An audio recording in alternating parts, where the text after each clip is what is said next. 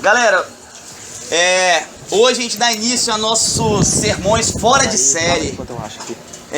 Por que fora de série? Porque eles vão ser tremendos. Brincadeira, porque a gente terminou uma série agora bem legal, os 7 pecados capitais. A gente vai ficar alguns domingos aí com sermões livres. E aí eu queria te convidar a orar pela vida do Érico, para que Deus possa falar conosco, para que a gente possa ser sacudido pela palavra dele, pela verdade do Evangelho, para que não venha ser só mais um momento que eu escuto uma palavra, isso não me transforma, isso não me deixa inquieto. Nosso desejo é que você saia daqui incomodado, que eu saia daqui incomodado, que a gente saia daqui repensando as nossas atitudes mesmo, que essa é a ideia da igreja, é te enviar para fazer missões na segunda, na terça, na quarta, na quinta. Então você vem para cá, toma injeção de ânimo, a gente reparte o Evangelho, retorna para a nossa vida. Então é isso que a gente tem feito. Então eu queria te convidar a estender a mão para cá. Vamos orar, pedindo para que Deus abençoe. Pai, muito obrigado.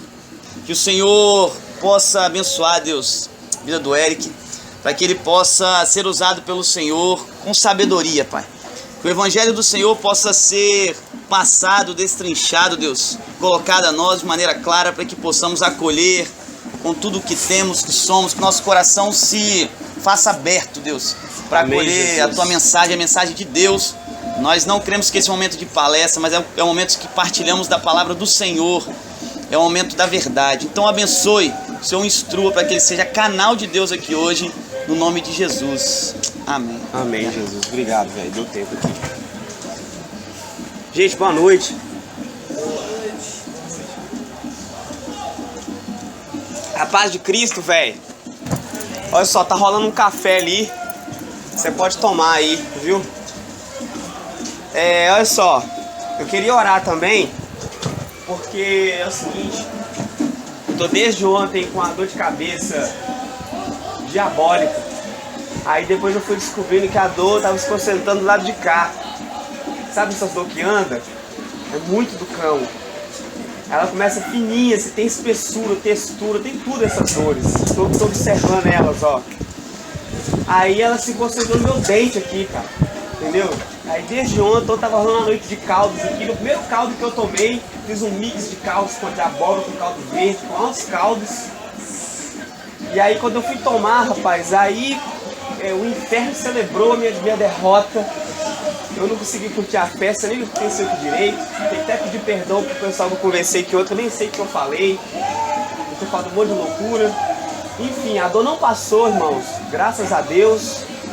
E aí hoje a Léo, minha esposa, ainda tá passando muito mal. Ela que ia fazer o louvor aqui, acho que deu pra perceber, não era eu. Mas Deus tá na parada. E tem tudo a ver com o sermão, que nós vamos falar de fragilidade. Eu tô com dor de barriga agora também, neste momento. Aleluia. Mas isso é massa. Dor de barriga é massa, gente.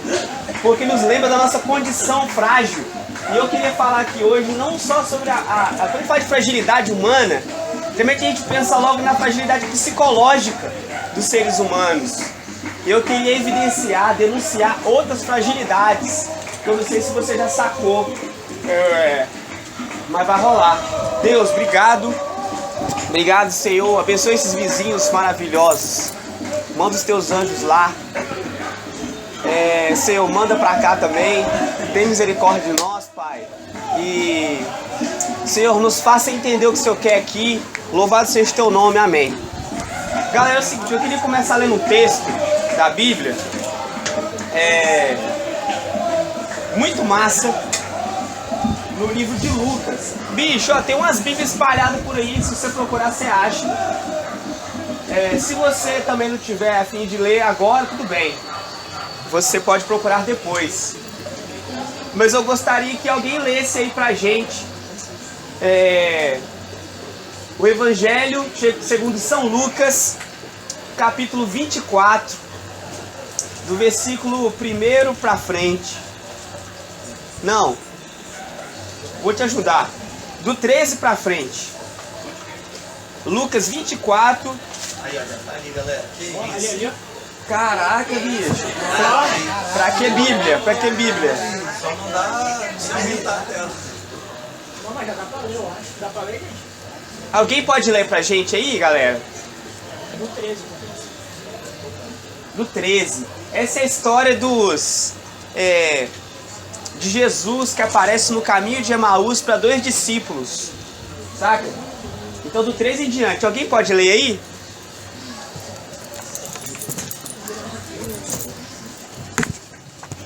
Ninguém? No mesmo dia iam 2 deles para uma aldeia que distava de Jerusalém 60 estádios, cujo nome era Emaús. Iam falando entre si de tudo aquilo que havia sucedido. E aconteceu que, indo eles, falando entre si e fazendo perguntas um ao outro, o mesmo Jesus se aproximou e ia com eles. Mas os olhos deles estavam como que fechados para que não o conhecessem. E ele lhes disse: que palavras são essas que, caminhando, trocais entre vós? E por que estáis tristes? E respondendo um, cujo nome era Cleopas, disse: és tu só peregrino em Jerusalém? E não sabes as coisas que nela têm sucedido nestes dias?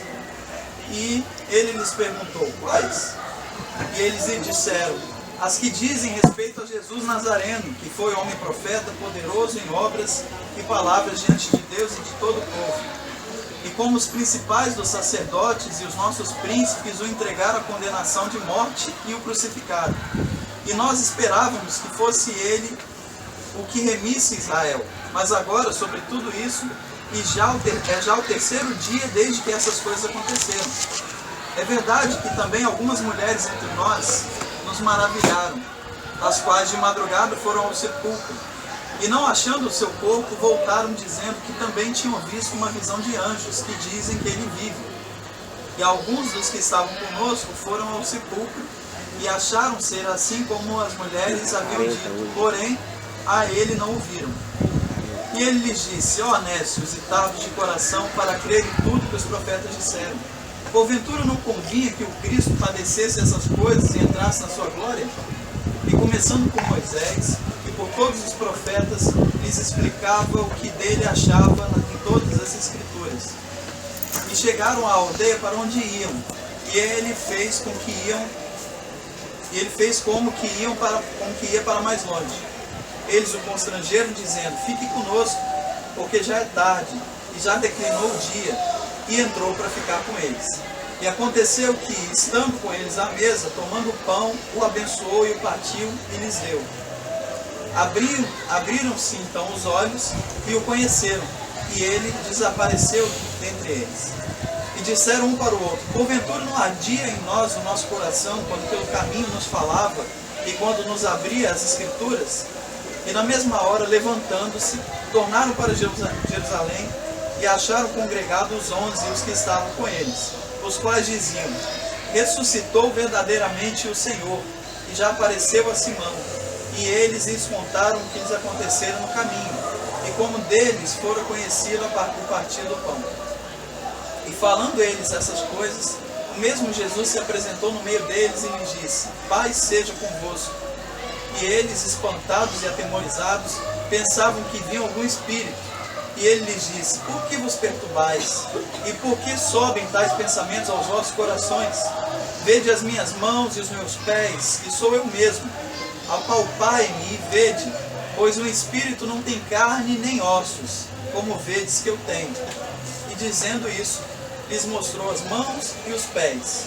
E não crendo eles ainda por causa da alegria, e estando maravilhados, disse-lhes: tendes aqui alguma coisa de comer? Então eles apresentaram parte de um peixe assado e um favo de mel, que ele tomou e comeu diante deles.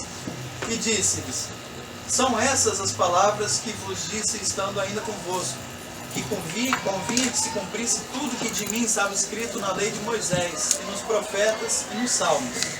Então abriu-lhes o entendimento para compreender as Escrituras, e disse-lhes: assim está escrito, e assim convinha que o Cristo padecesse, e ao 3º dia ressuscitasse dentre os mortos, e em seu nome se pregasse o arrependimento e a remissão dos pecados em todas as nações, começando por Jerusalém.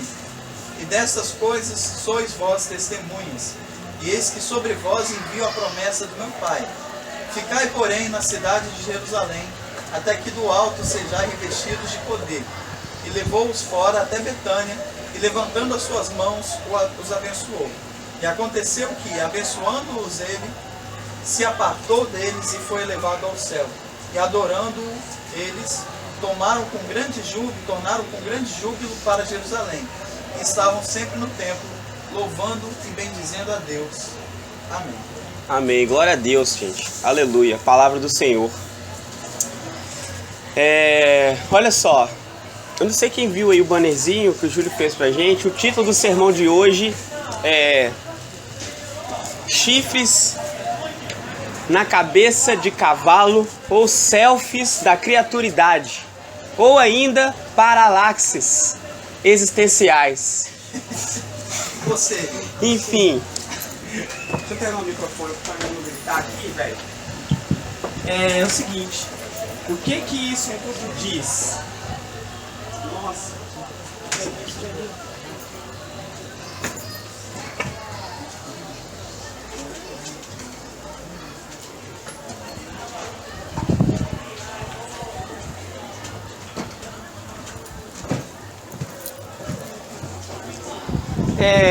Olha só, parece um título muito estranho, e realmente é estranho, né?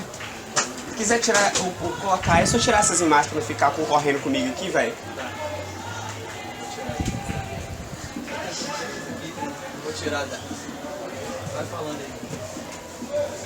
Olha só, vamos esperar aí, todo mundo olhando por aí. Aí. Gente, olha só. A gente lê um texto agora que fala de Jesus que encontra dois camaradas numa situação muito difícil. É a história dos dois discípulos no caminho de Emaús. E o que acontece? Esses dois discípulos possivelmente viram parte, toda a trajetória de Jesus, se mostrando como ser divino. Esses caras participaram, provavelmente, como espectadores da crucificação de Jesus, olhando de longe, ou pelo menos souberam das notícias. As notícias se espalharam por todo o império. E o que acontece a partir daí? Há uma sensação total de desesperança. Os caras que estão no caminho de Emaús, inclusive eles estão indo se lamentando, é o que o texto diz, né? Relembrando o que tinha acontecido. E o que acontece? Imagine na sua vida, que é uma vida comum, e acontece algo de extraordinário. E isso vai aumentando em expectativa. E essa expectativa não é só um evento, é uma pessoa que move outros eventos. Vários eventos. Então parece que tudo brilha de forma diferente. A vida desses caras muda de rumo completamente. Você pode pensar na vida de João, por exemplo, em que o evangelho comprometeu toda a família de João, pai, mãe, o irmão, todo mundo. Foi todo mundo comprometido, as finanças foram comprometidas, a vida foi dissolvida dentro desse grande projeto, porque valia a pena. E aí Jesus é assassinado, né? Assassinado, para a mente comum ele foi assassinado. Parece que o projeto sofreu uma grande derrocada. Lógico que em proporções muito diferentes, mas foi a queda do Muro de Berlim, de muitos. Enfim, o projeto parece que ruiu. Não há mais sentido para tudo isso que a gente viveu. Será que é isso que sobrou? E aí os caras, presta atenção, eles estavam em Jerusalém, onde aconteceu aqueles vários fatos assim, da Via Crucis de Cristo e tudo mais. E eles estão indo embora de Jerusalém no caminho para Emaús, uma cidade circunvizinha. Eles estão caminhando a pé, bicho grilo, os dois andando e trocando ideia. E aí aparece um sujeito e diz assim: que histórias são essas aí? E eles vão trocando ideia sobre o que Cristo fez, olha só. E aí eles vão dialogando. E aí quando chegam num certo lugar, eles convidam esse camarada, que eles ainda não sabiam que era Jesus Cristo: passa a noite aqui com a gente, não fica andando por aí não, já é tarde, tá escuro, dorme aí com a gente, fica aí, eles vão dar comida pra você, vão te dar uma coisa aí, entendeu? É tipo quando eu tava passando lá em BH, os pais da Mari me acolheram lá. Aí falou: fica aí, cara, tem cama, tem chuveiro aqui em Emaús, não é 5 estrelas não é Ibis, mas vai rolar uma caminha. E aí beleza, começa a rolar ali uma ceia. E aí Cristo toma a frente, começa a falar algumas palavras. E eles estão já notando provavelmente que esse cara era um cara especial. Pelo menos entendia sobre Jesus e os acontecimentos daquela época. Pelo menos é alguém como esse que deveria ser discípulo também.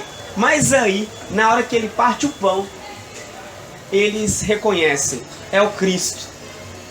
E ele é realmente filho de Deus, ele ressuscitou. E o que acontece é que ele some, assunta aos céus e tal, e desaparece da frente dos caras. E aí, o que acontece, se vocês lembram do finalzinho do texto, diz assim: então imediatamente eles voltaram para se jubilar com os outros em Jerusalém. Eles estavam indo embora de Jerusalém. Eles encontram Cristo e aí eles voltam para Jerusalém. Guarda isso é muito importante, tá? Por quê? Isso tem tudo a ver com o nosso tempo, porque isso tem a ver com todos os tempos. Todos os tempos a partir desse momento. Isso é sensacional, gente. Eu quero que você capture essa parada que é, olha só. Lembra do título do sermão? Que é chifres na cabeça de cavalos. Ou selfies, selfie mesmo de celular, da criaturidade. Ou ainda, paralaxes existenciais. Eu gostei desse título. Eu vou explicar. Olha só. Isso tem tudo a ver com a sua vida e com o sentido da vida. E o sentido da vida tem tudo a ver com isso que eu vou ler agora. Eu quero que você preste atenção. Isso é muito importante. Não é palavra de Deus, pelo menos não para nós. E diz assim: o natural do rio é o batidão. A playboyzada e os manos do morrão, a favela é nós, com muita disciplina. A vida faz tão sentido para as pessoas quanto o funk do MC Sapão. Profundo isso, olha. Natural do rio é o batidão. Por que isso, gente? Olha só. A gente vive no mundo, no tempo das selfies. Até as crianças, sem muito conseguir pronunciar essa palavra, meio gringa, né? Mas já aportuguesamos. Vivemos nesse mundo. E tem gente que monta os cenários para poder viver o selfie. É época de viver o selfie. O selfie é a construção moderna, hipermoderna da realidade. O que é real é o que foi registrado em selfie. É mais real do que o real comum. Se não registrou, não valeu tanta pena assim. O cara já pensa: eu não vou sair com fulano, porque se eu fizer uma selfie com ele, vai queimar. Entende?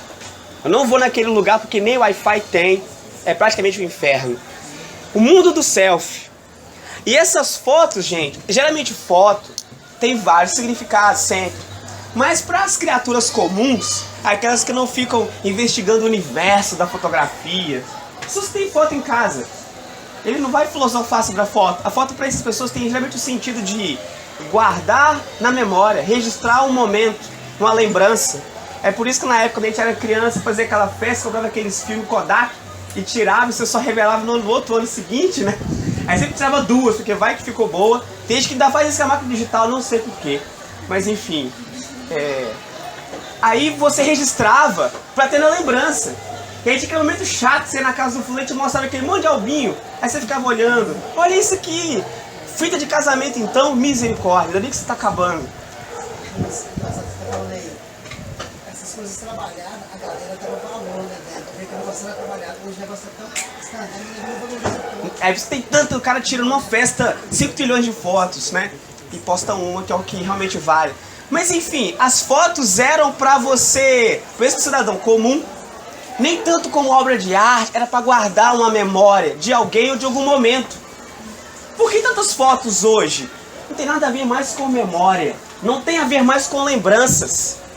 Tem a ver com autopercepção. Eu tiro as fotos de mim mesmo para ver se eu lembro, não desse momento, mas de quem eu sou. O problema é de identidade. Eu tiro tantas fotos de mim para que eu não me esqueça quem eu sou, quem eu já fui. E a gente posta e mostra para todo mundo, perguntando: será que alguém ainda se lembra daquilo que eu sou, que eu poderia ser? Porque a crise é de identidade. A gente mostra o tempo todo para tentar construir uma imagem ou obter uma resposta. Qual é realmente a minha imagem? O Facebook é uma grande construção de identidade. Você posta ali as coisas que você quer que as pessoas percebam sobre você. No dia a dia, elas percebem coisas sobre você que você não queria. Você não seleciona. Você não seleciona. No mundo virtual, você seleciona a imagem que você quer apresentar. Isso diz muito sobre nós, gente. E eu queria que a gente pensasse hoje sobre as selfies, não só do nosso rostinho maravilhoso no Facebook, é muito mais embaixo do que isso. As imagens que nós registramos para tentar lembrar de quem somos, como criatura, como seres humanos. Quais são as selfies da criaturidade? Que eu acho que é essa a nossa condição. Criaturidade. É preciso pensar sobre isso. No momento em que o ser humano esquece que ele é criatura e não criador, começa o problema de identidade. Ele se desloca na existência, se desloca. Ele não sabe mais perceber como as coisas são. Enfim, gente, é um problema sério, gravíssimo, profundo, de contaminação sobre a realidade. O que é a realidade? A grande pergunta para as pessoas é: você sabe o que é a realidade?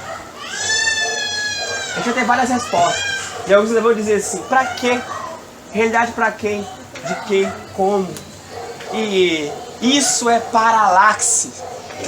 Olha, eu queria que você fizesse um exercício aí. Quer te fazer o seguinte: faz uma cruz com seus dedos assim. Não é pra expulsar vampiro, calma.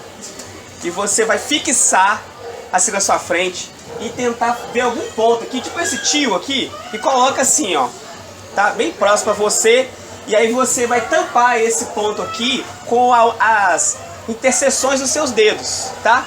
E aí você vai tentar perceber esse tiozinho aí mexendo, ó, a cabeça, tá? Você tem que travar o dedo, não mexe o braço. Faça exercício aí. Tenta aí, cara. Sim, ó. Fixa num pontinho, tá? E agora mexe a cabeça para perceber. Se você conseguir realmente não mexer os dedos, você vai perceber que parece que o tio muda de lugar. Sabe o que eles chamam isso? De paralaxe. Paralaxe tem na química, na física, em vários lugares. Eles chamam de paralaxe de luneta, tá? Enfim, o que é isso? Parece que isso aqui que não está mexendo, quando eu mudo a minha forma de perceber isso parece que se movimenta. Isso denuncia pra gente que nós temos coisas que interferem na nossa forma de perceber as coisas e que nos iludem. Nos iludem. Existem coisas que interferem na nossa mente que nos iludem. Você tem certeza que a coisa está se mexendo, mas ela não está. É sua forma de perceber. É um auto-engano. Um auto-engano. E o problema sobre a realidade é o seguinte: nós criamos várias teorias, ideologias, espiritualidades que funcionam como paralaxes existenciais. Você não consegue de fato perceber as coisas como são de fato. E nem como são de ideia também. Tá? É um problema sobre realidade. O que isso tem a ver com o caminho de Emaús? Nós vamos chegar, tem tudo a ver. Tem tudo a ver com Jesus, esse papo maluco. Tá? E o que é então a realidade? Para a maioria das pessoas, não passa de chifre na cabeça de cavalo. Eu não sei se você já foi informado, mas isso não existe. As pessoas estão firmadas em fundamentos inexistentes. Inexistentes. Essa é a denúncia desse texto dos dois discípulos no caminho de Emaús. As pessoas se fundamentaram sua forma de existir, de perceber o mundo à sua volta e a si mesmos. Como quem canta uma letra do MC Sapão, não faz sentido nenhum, tá? E por que isso veio, cara? Por que isso me perturba e que isso deveria te perturbar também? Eu tenho observado as pessoas. Eu converso com muita gente. E eu também converso comigo mesmo. Eu tenho me observado também. E eu tenho notado que as pessoas têm um problema absurdo com a realidade que as cerca. As pessoas não conseguem perceber o absurdo de suas vidas. elas não conseguem perceber fatos fáceis. Elas parecem não conseguir perceber quase nada à volta delas. É muito fácil você identificar isso quando você encontra com alguém que é viciado mesmo em droga, em álcool. E ele ainda diz pra você, eu ainda estou no controle. Só ele não percebe que o controle já foi embora há muito tempo. Só que isso é fácil de identificar. Tem gente que já não tem o controle de quase nada em sua vida, mas ele continua acreditando que ele está no controle. Enfim, fundamentos muito frágeis, quebradiços, e que não fundamentam na verdade nada, tá? E se você se observar, você pode perceber espaços na sua vida que estão fundamentados de formas quebradas. E aí, eu acho que as pessoas não conseguem perceber o óbvio. Tipo o cara que não trabalha por nada e reclama pra Deus porque não tem dinheiro. No fundo ele entende o papel errado de Deus. Ele entende o papel errado dele. Porque ele está percebendo as realidades de forma diferente. É por isso que o pai já não sabe mais o papel do pai. Porque agora o que as universidades ensinam é o quê? Desconstrução do modelo familiar. Nem migrar para um outro modelo familiar. É para que não tenha um modelo. Para que qualquer outra coisa que apareça não seja uma anômalo, não seja um modelo marginal. Então não há uma estrutura fixa, determinada. Aí o que acontece?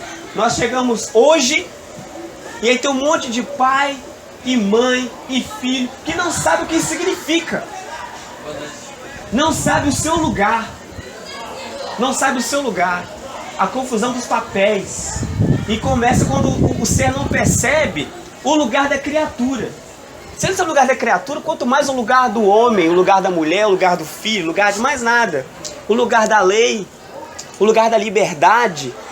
Entende isso, gente? Como é sério? É muito sério. Isso é uma desassociação do homem com a realidade. Eu queria citar um provérbio, que alguns dizem que é um provérbio árabe, cada um diz uma coisa, não sabe de onde se vê esse provérbio, mas que diz assim: 2 homens olharam através das grades da prisão, estavam presos, detidos, provavelmente lá em Viana. Um viu a lama, o outro viu as estrelas. Os dois estavam na mesma condição de aprisionados, de prisioneiros. Um enxerga a lama, o outro enxerga as estrelas. Por que isso, gente? E aí, eu vou explicar por quê. É preciso antes entender o que é a realidade, então. Se as pessoas estão entendendo errado o que é a realidade, elas estão com o problema de perceber as coisas como de fato são. Então a gente tem que entender o que é a realidade. A realidade acontece de 2 maneiras. Ela chega a nós de 2 formas. Uma é dentro da nossa cabeça. E aí, a gente vai chamar isso de a realidade intra-mentes. A realidade dentro da sua cabecinha, tá? Como as coisas funcionam dentro da sua cabeça. Por exemplo, como é que você sabe o que você fez na infância?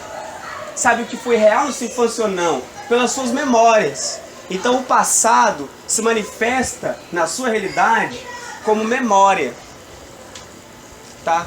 E o seu futuro como expectativa, como esperança. E isso te dá meio com a noção do que é o seu presente. Dentro da cabeça é assim que funciona. Só que se você tem ilusões sobre o seu passado, você já começa a distorcer a sua história. Isso vai mudar também quem você é no presente. Ó, a mente humana tem um artifício incrível, incrível.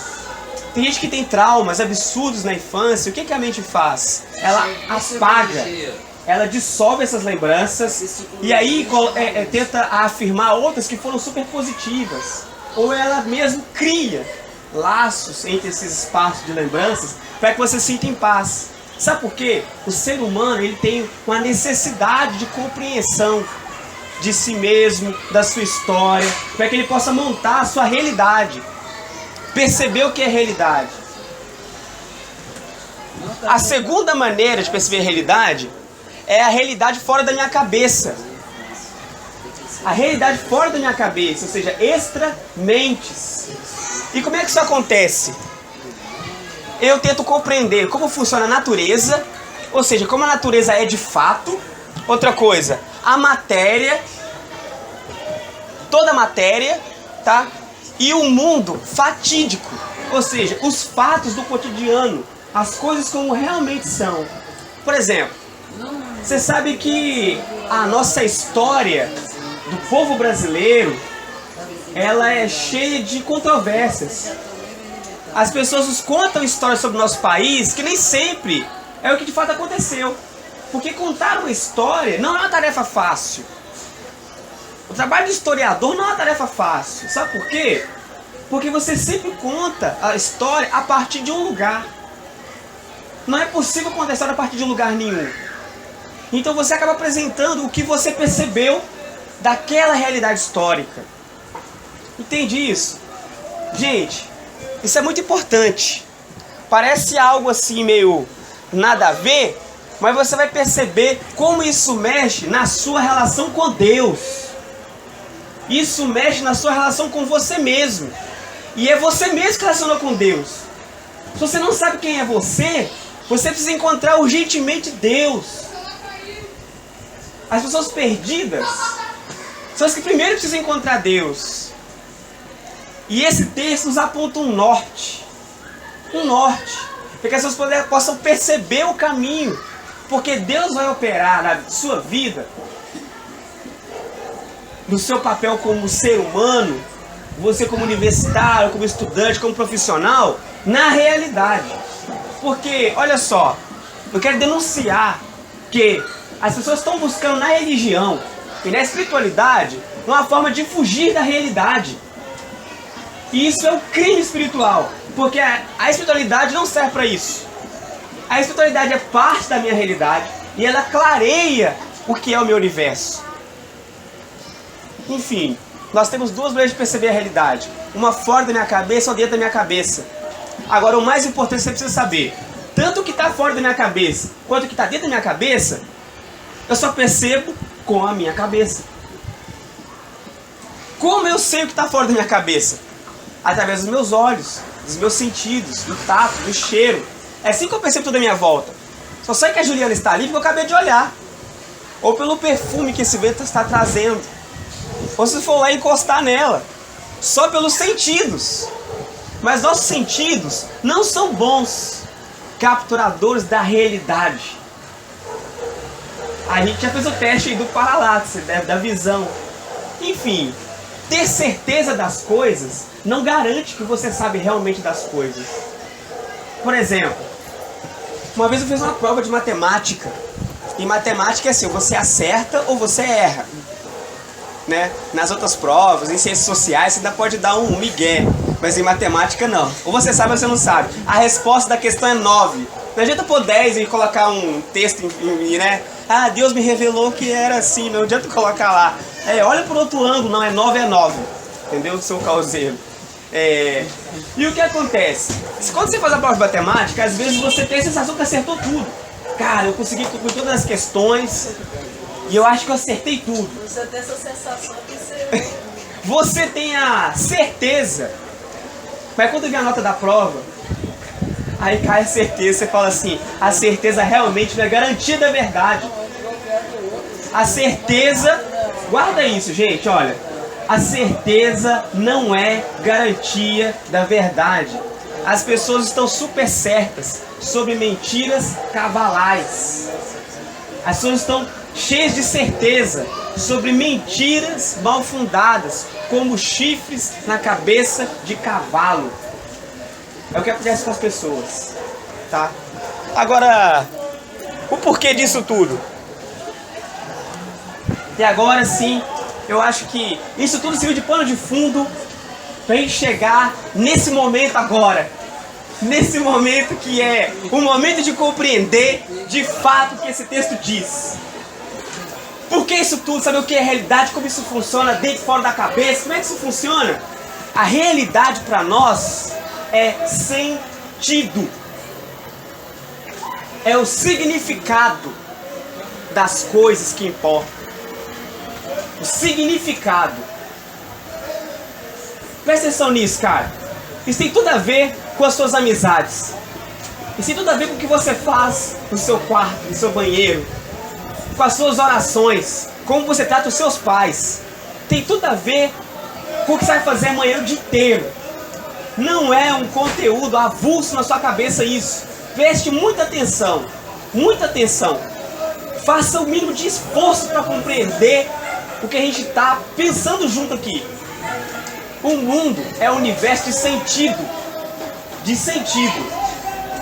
Por exemplo, esse terraço aqui para nós, inclusive assim, o Bill já morou aqui nessa casa. Bill é aquele ali, viu, gente? Bill.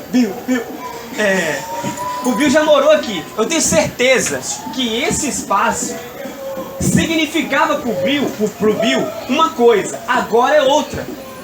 É por isso que as pessoas tenham cuidado com o espaço da igreja como um espaço, nossa, não faça qualquer coisa nesse lugar.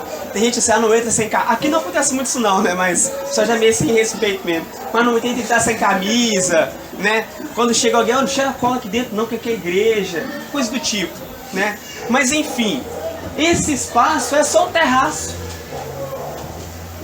A gente poderia quantificá-lo de forma totalmente estrutural. São uma parede e mais umas 4 meia parede, enfim. Mas esse lugar não é isso. O que a gente tem feito, vivido nesse terraço, deu para ele um outro tom. Deu para ele um outro sentido, outro significado.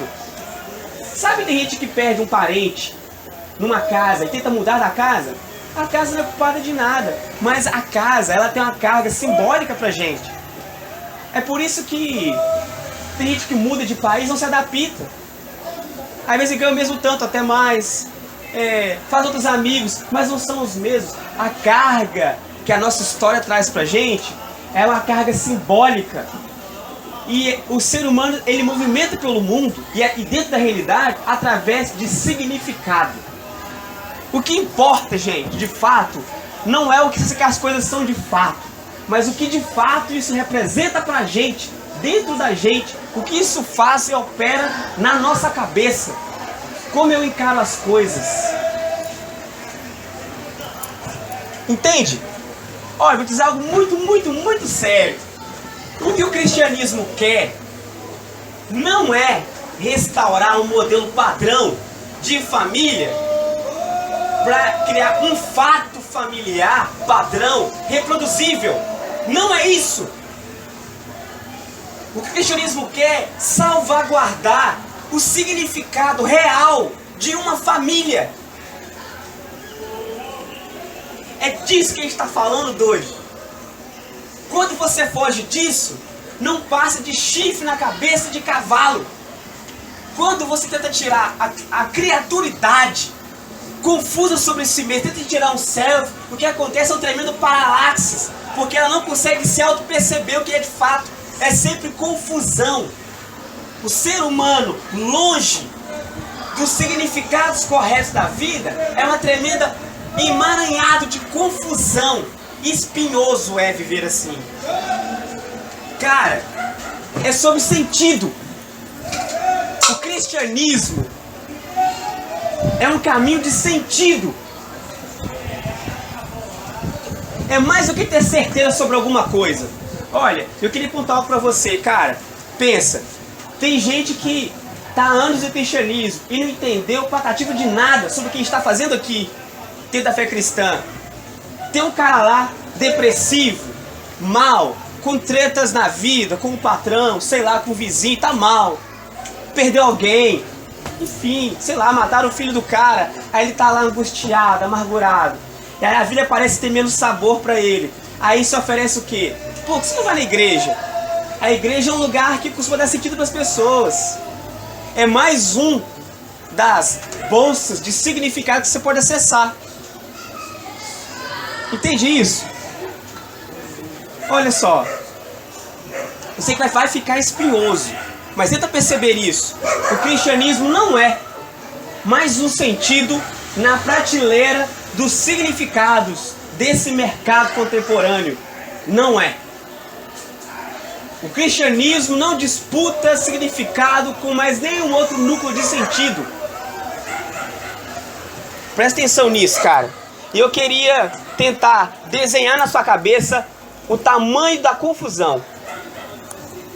Aqui eu fiz um desenho mesmo, eu vou tentar descrever. Como funciona o sentido da vida das pessoas? É assim. Essa semana, ou semana passada, não sei bem diferenciar, eu vi um carro escrito assim: a capoeira é a minha vida. Quem já viu esse carro andando por aí? Acho que é um Monza, é um carro antigo, todo plotado, cheio de birimbau pegando fogo, entendeu? Uma arte horrível, tipo do Paint, sei lá de onde o cara pegou aquilo. É uma coisa muito feiosa mesmo, entendeu? Que Deus abençoe esse irmão. Tomara que esse carro bate logo, é uma coisa horrível. Enfim, a capoeira é a minha vida. Você tem que entender que para as pessoas, a capoeira não é um esporte. Para muitas pessoas, tá, gente? Não para todo mundo não. Muitas pessoas, a capoeira virou a vida do cara. Ele é conhecido como Juliana Capoeira, o Timóteo Capoeira. Já é é o sobrenome do cara. E muito mais do que isso, é quase que o próprio nome. É como ele dá sentido para a vida. Quando ele olha no espelho, ele vê o cara da capoeira. A única coisa que ele consegue perceber do mundo é o que dá sentido à existência do cara. É aí que mora a parada. É o que dá dando sentido para vários núcleos da vida dele. Aí o problema é sentido fácil. Mas e quando esse cara tem problema na criação dos filhos? A capoeira o ajuda em quê? Em nada. Em nada. Nada mesmo. Aí tem uma camisa vendida pra caramba por aí assim, ó. O rap salvou minha vida. Inclusive eu acho que quem lucra com isso é o Emicida. Acho que ele vende no site dele, o Laboratório Fantasma, o rap salvou minha vida. A camisa é bonita pra caramba, tem um monte de amigo que tem. Mas você pensa assim, o rap salvou a minha vida. Do quê? Talvez da realidade social do cara, que tá imerso ali na bandidagem, ele resolveu não ser bandido mais, resolveu não ser mais um malaco e tal, e resolveu fazer rap, e isso gerou dinheiro pro cara, mudou a história dele com os parentes dele e tal, ou saiu da quebrada, continuou na quebrada, virou um espelho pra outra galera e tudo mais. Massa. O problema é que o rap não te ensina a ser pai. O rap não tem resposta para o que é ser homem, o que é realidade. Isso não há no rap, porque o rap é um ritmo musical que Deus tinha para a vida das pessoas, criou-se um movimento em torno de 4 elementos: grafite, são ações significantes. Está entendendo?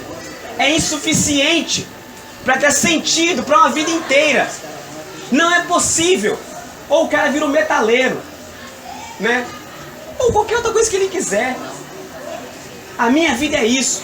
Só sabe falar de banda, só sabe falar de CD, só sabe falar de show, tudo dele é ingresso de show, tudo da vida do cara é isso. Isso não explica a relação dele com os alimentos que ele come. Não explica o que eu tenho que fazer com o meu corpo. Isso não explica nada sobre aquilo que não é metal.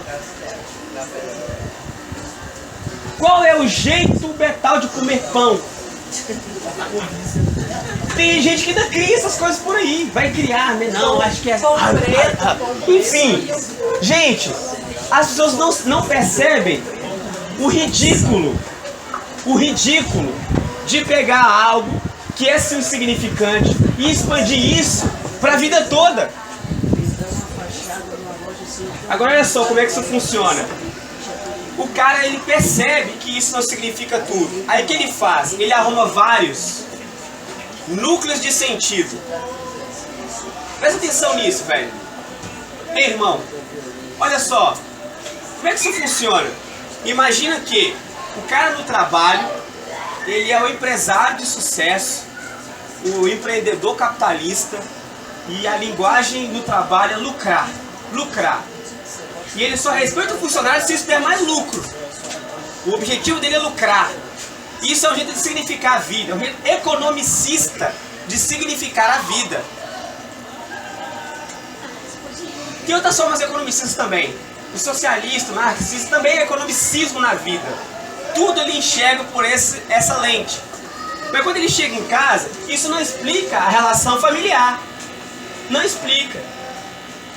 A filha chega e fala, pô, eu tô apaixonado, sei o que eu faço. Ele pensa, pô, mas isso tem nada a ver com dinheiro, não sei explicar isso. Eu só sei pensar que eu sou empresário, tem que lucrar. Aí ele tenta arrumar um outro núcleo de sentido. Aí ele busca isso num filme romântico. Ele assiste lá aquele A Lagoa Azul. Então na casa dele, ele vive o espectro da lagoa. Entende? Aquele Richelieu, como é que pega aquela prostituta lá, a menina? Cara, tu é demais. É por aí. É por aí. Enfim, o cara sai de casa, ele vai para um outro espaço, ele pensa assim, quando ele se olha no espelho e vê que ele tá gordo, tá? Aí ele olha lá e fala assim, cara, e agora? Como é que eu lido com isso, com a minha imagem, a percepção da minha imagem e tudo mais? Aí ele procura qualquer sentido fácil. Aí o que se vende pro cara? O mundo fit, vazio. Eu sigo uns caras no Instagram aí, Marramuda, sei lá o que e tudo mais. É impressionante como os caras falam, não falam nada. Tu faz o exercício e pensa no bem. Bicho, o que é o bem? Me conta, pelo amor de Deus. Né? Bem do quê? Pensa no bem. Se Deus fosse bom, ele tinha funcionado. Aí o cara faz exercício, pensa no bem, faz um yoga, dá 3 pulos pra cá, pra lá, faz uma posição oriental. Deus só fazia amor, rapaz. E aí o cara vai fazendo o seguinte, ó. Aqui na empresa, ele é um empresário capaz de sucesso, empreendedor. Chega em casa, ele muda a chave de sentido. Lagoa Azul. Aí tá aquele conflito, mas ele não para, gente, de boísmo. Lembra da lagoa. Aí o cara sai, olha no espelho, liga outra chave. Ele liga a chave do que mesmo? Ah, do fit. Aí o cara tá ali, gente, o que resolve o mundo é pão com cebola, muita batata baroa e tal. Aí ele vai migrando de coisa. Esse cara chega na igreja, ele liga outro sentido. Aqui é meio que fábrica de anjos, então vamos pensar nessas músicas, mãozinha pra cima, me abraça, entendeu? É isso que significa. Aqui, Senhor é Deus, essa linguagem evangeliquez, né? Glória a Deus, glória a Jesus, isso tem a ver com tudo. E as coisas meio que se conectam de forma estranhas. Às vezes o cara é um policial, que na lógica lá do policial é meio golpe, né? Faca na caveira, cumprir ordem, é lei, o sistema é rígido. E os preconceitos que rodam a cabeça da grande maioria, certo estereótipo, você já fica assim, porque é vagabundo mesmo, tudo mais. Só que ele chega em casa, o filho tem o mesmo estereótipo. Aí ele tem que desligar e ligar a Lagoa Azul da cabeça dele, para ele poder lidar com isso, com os conflitos do filho. Enfim, é uma tremenda coxa de retalho, de visões da vida, de sentido. E o que acontece? Chega uma hora que o cara esquece de virar a chave. Ele chega em casa com a mente policialesca e trata os filhos como um general, ou como um grande empresário, ou com a vida fit. O cara nem está falando mais. Ele faz uma bagunça de significado. Ou ele quer espiritualizar as coisas. Ele chega no serviço, no trabalho, o índice de morte aumentou, vamos orar, com a lógica da igreja. Né? Ou então distribui pão com frango fit pra galera, pra parar de matar. Ele vai criando confusões. E não percebe o absurdo que está dizendo. Cara, olha só.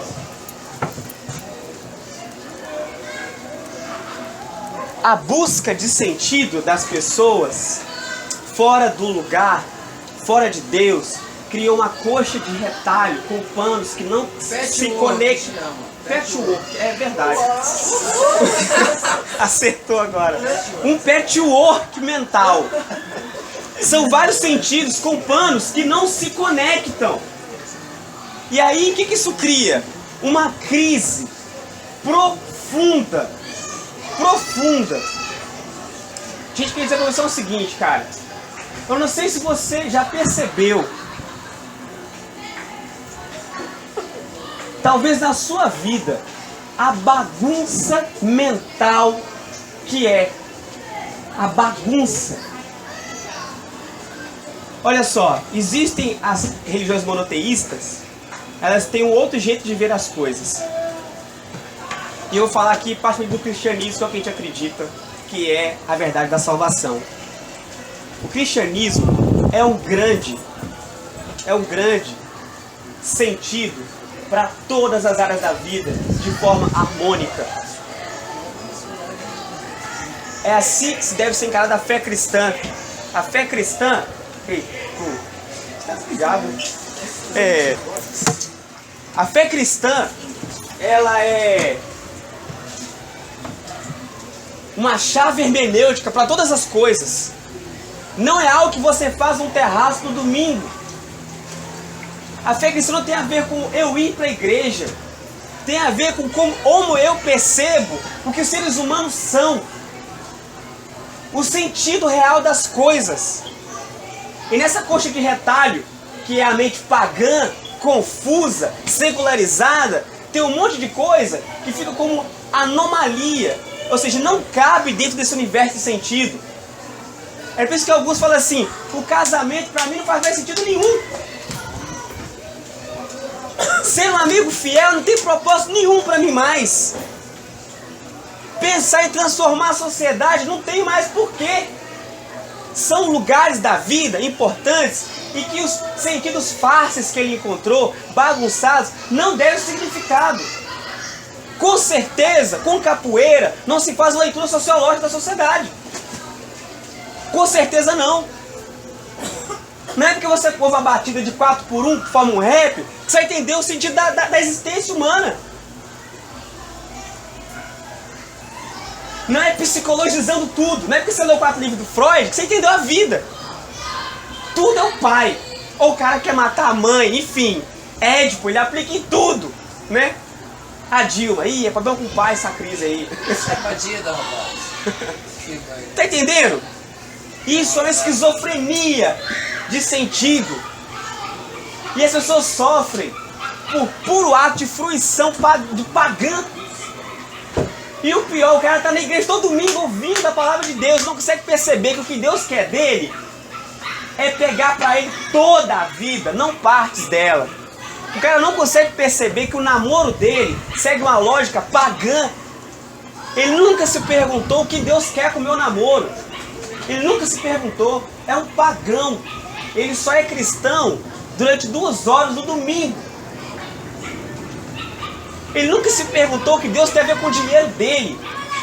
Que Deus tem um propósito para todas as coisas. Aí a galera que é crente, mais inteligente, adora malhar a galera crente das antigas, outras igrejas por aí. Tipo aquele livro do Rick Warren, que mais vendeu, um best-seller. Ele construiu horrores com esse negócio que... Esqueci o nome, bicho. O livro do Rick Warren, que é... Uma vida com propósito. Uma vida com propósito. Daquele livro ridículo, de simples e de bobo, Você sabe, tem mais conteúdo evangélico sobre a vida do que pilhas de teologia e que não dizem nada com nada. Uma confusão mental profunda, isso gera uma crise de espiritualidade, inclusive. Porque na espiritualidade ele busca o quê? O que eu chamo de... O dele é o salto na existência. Uma vida de merda. Mas no domingo ele quer uma carga emotiva, de significado, de lembrança positiva ou de esperança para poder sobreviver nesse mar de bagunça. Entende isso? Cara, o que Deus quer de você é tudo. Você precisa compreender todas as coisas de maneira cristã. Deus é o sentido. Jesus é a hermenêutica do sentido. C.S. Lewis tem uma frase que eu gosto muito, inclusive que a Lê postou essa semana. Não sei ela de cor e dos litos, mas é tipo: o cristianismo não é mais algo que eu faço, que eu penso. É como eu enxergo todas as coisas. Você precisa pensar a sua vida a partir de uma chave de entendimento que é Jesus Cristo. O desafio para você hoje é investigar a sua vida, a sua alma. A alma não é o fantasma, é o todo. Como você lida com as suas unhas, com tudo na sua vida. E pensar isso a partir de Deus, não de você mesmo. Por que as pessoas elas fogem da realidade e procuram ilusões? E eu queria dizer para você, o triste é que elas fogem da realidade, as pessoas.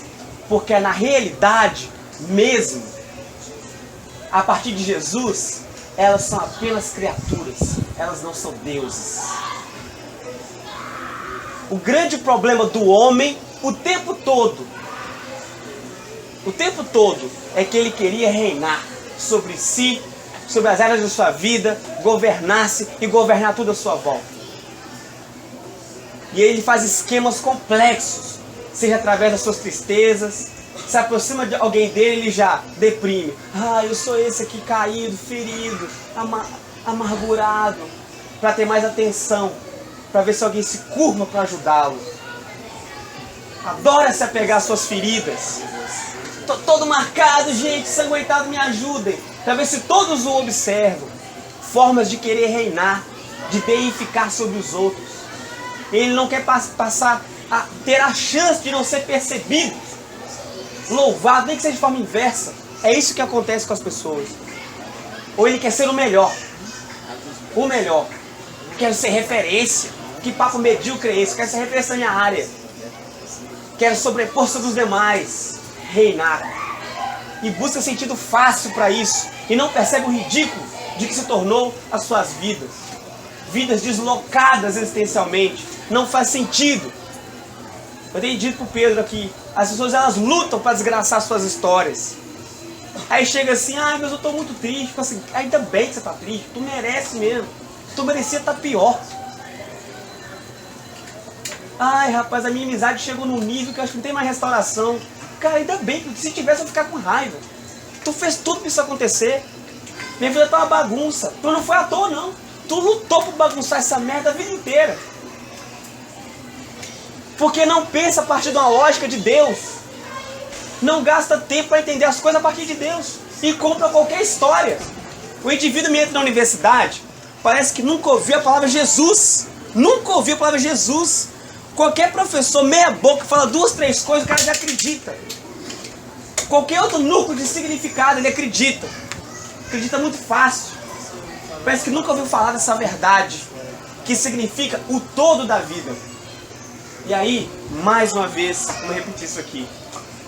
Não há um só milímetro da vida humana que Deus olha e não fala, isso é meu.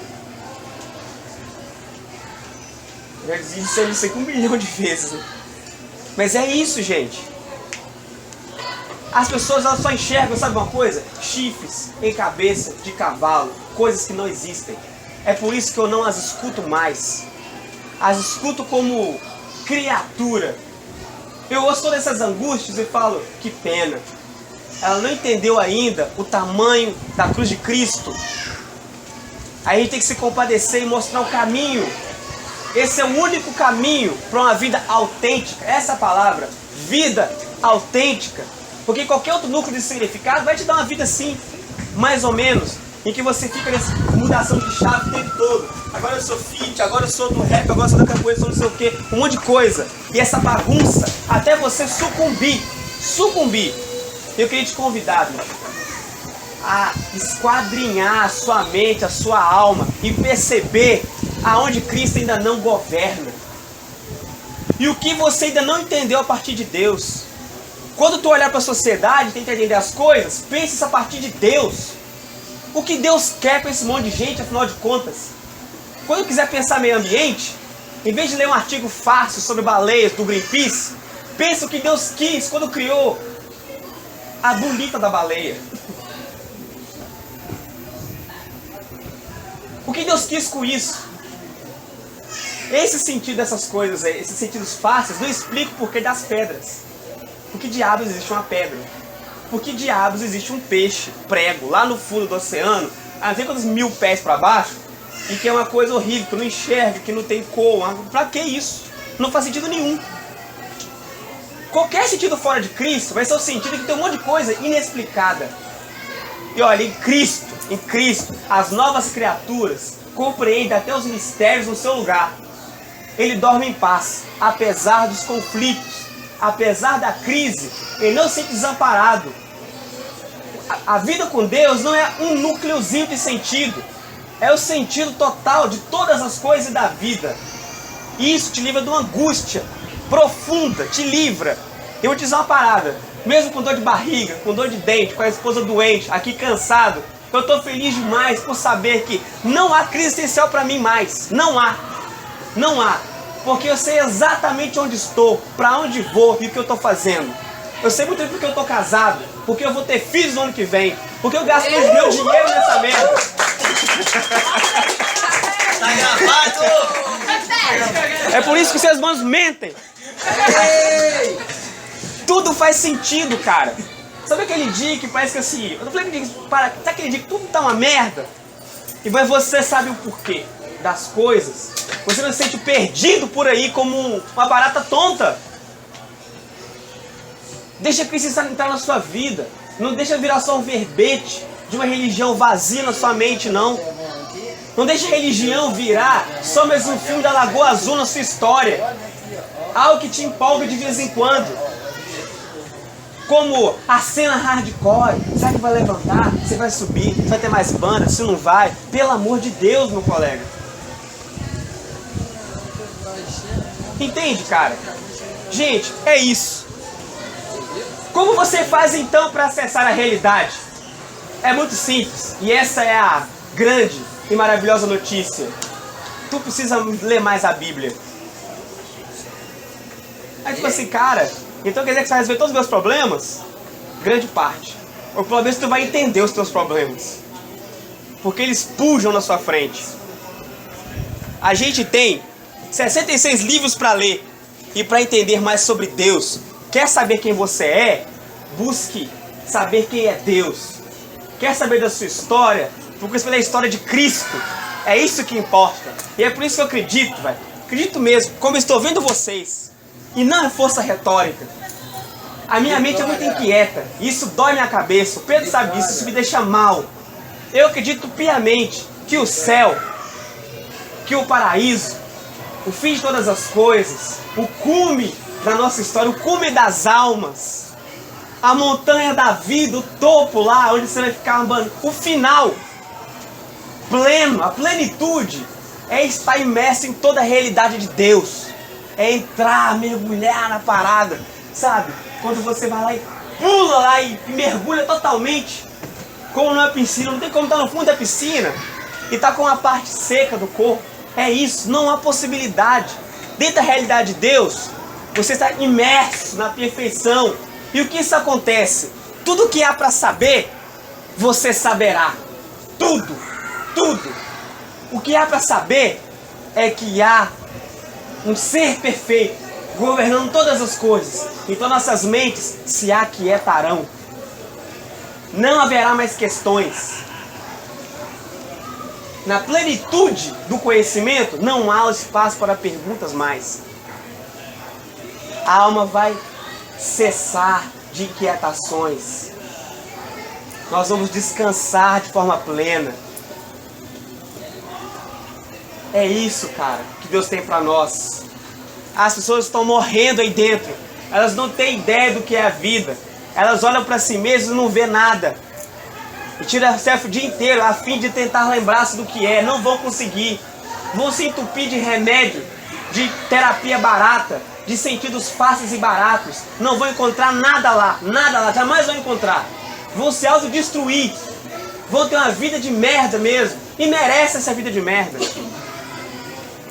Cristo, velho. Cristo é o significante. E eu queria te convidar você a ficar de pé, velho. Primeiro pra você acordar. Segundo pra gente orar.